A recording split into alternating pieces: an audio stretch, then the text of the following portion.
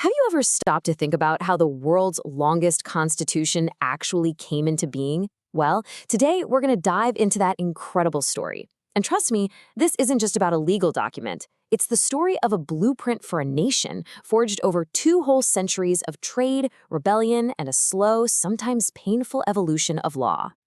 It really all kicks off with this one kind of wild question.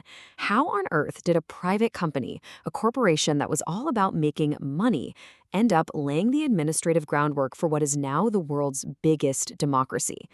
The answer to that question, well, it sets the stage for everything else. So our story doesn't start with armies or kings. It starts with merchants. Way back in the year 1600, the British East India Company shows up with a pretty simple goal: trade stuff like spices and textiles. But as their bank accounts grew, so did their ambitions. And over the next 150 years, that simple business mission morphed into a political one, completely blurring the line between being a company and being a state. The real turning point, the absolute game changer, was this concept called Diwani. By 1765, the company got the right not just to trade, but to collect taxes and run the local courts. All of a sudden, they weren't just a business anymore. They were, for all intents and purposes, the government. And that move, that was so huge that it forced the British crown all the way back in London to start paying very close attention.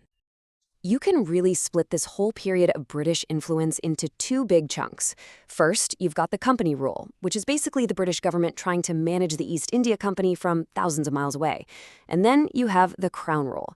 That started after a massive rebellion, and it marked the beginning of direct control from London. As the company's power just kept growing and growing, the British Parliament had this sudden realization they'd basically created a monster that they couldn't ignore anymore. So to try and get some order back, they started passing a whole series of laws. These were the first legislative frameworks designed to pull back the reins on the company and centralize control. The first big piece of that puzzle was the Regulating Act of 1773. This was the first time Parliament ever officially stepped in and acknowledged the company's political power. And to make things a little more streamlined, it created the super powerful job of Governor General of Bengal, putting the other territories under his watch.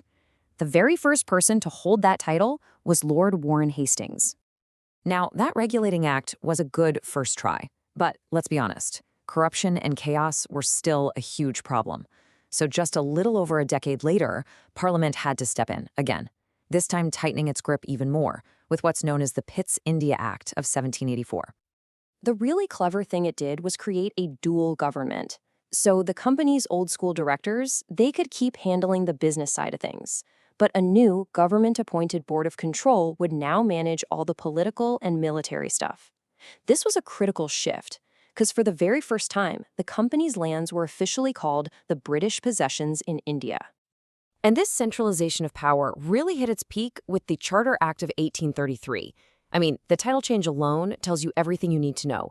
It went from Governor General of Bengal to Governor General of India, giving one single person authority over the entire British territory. The first man to have that job was Lord William Bentinck. But this whole top-down system of control was about to face its biggest challenge ever. The Sepoy Mutiny of 1857 was a massive, violent uprising that completely shook the foundations of British rule. It was the final nail in the coffin for the East India Company, and it kicked off the era of direct rule by the British Crown. In response, Parliament passed the Government of India Act of 1858. And get this, they actually marketed it as an act for the good government of India.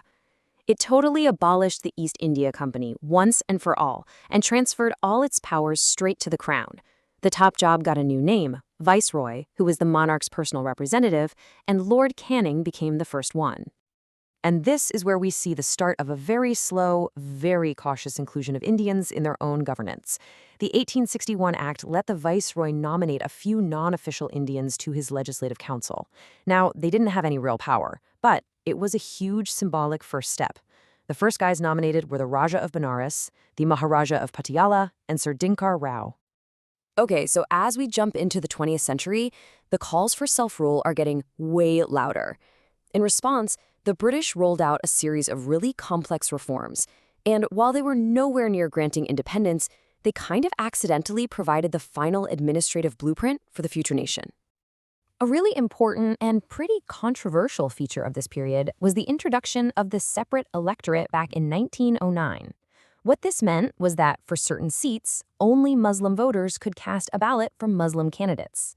The idea was to protect minority interests, but it ended up formalizing communal divisions in politics, a legacy that would have some pretty profound consequences down the line. The next big reform in 1919 introduced a system they called diarchy in the provinces. It basically split government topics into two lists.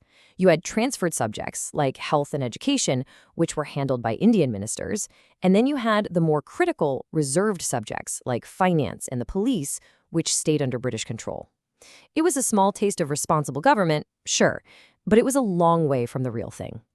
Now, the final and honestly the most important piece of British law was the Government of India Act of 1935. This thing was a massive document. It was the blueprint. It set up a federal structure dividing powers between the central government and the provinces. It laid out 3 lists of responsibilities: federal, provincial, and concurrent, a system so well designed that it would be borrowed almost completely by the people who wrote India's independent constitution. And that, right there, brings us to the final, incredible chapter. With independence just around the corner, the huge job fell to India's own leaders to take this complex legal machine they'd inherited and reshape it, to create a constitution for a brand new, sovereign nation.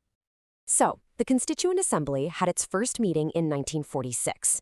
After India officially gained independence in 1947, that assembly became a fully sovereign body. The enormous task of actually writing the text was led by the brilliant Dr. B.R. Ambedkar, who was the chairman of the drafting committee. And after years of passionate debate, the Constitution was finally adopted on November 26, 1949. Just think about that for a second.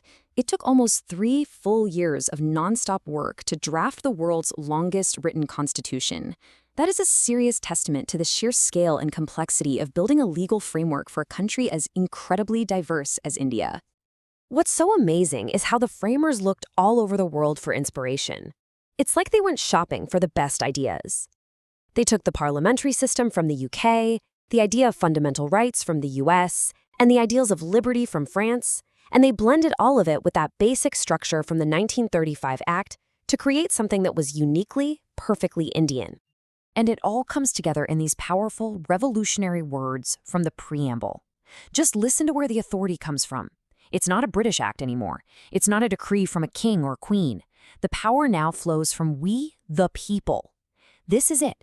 This is the final, definitive shift from a colony ruled by outsiders to a republic that governs itself. And that's really the thought I want to leave you with. This whole epic journey, from a tiny trading post to a massive territory governed by laws made thousands of miles away, it all ends with this profound act of self-determination. It's a story that reminds us that the rules that govern a nation aren't just words on a page. They are the living embodiment of its history, its struggles, and its deepest aspirations.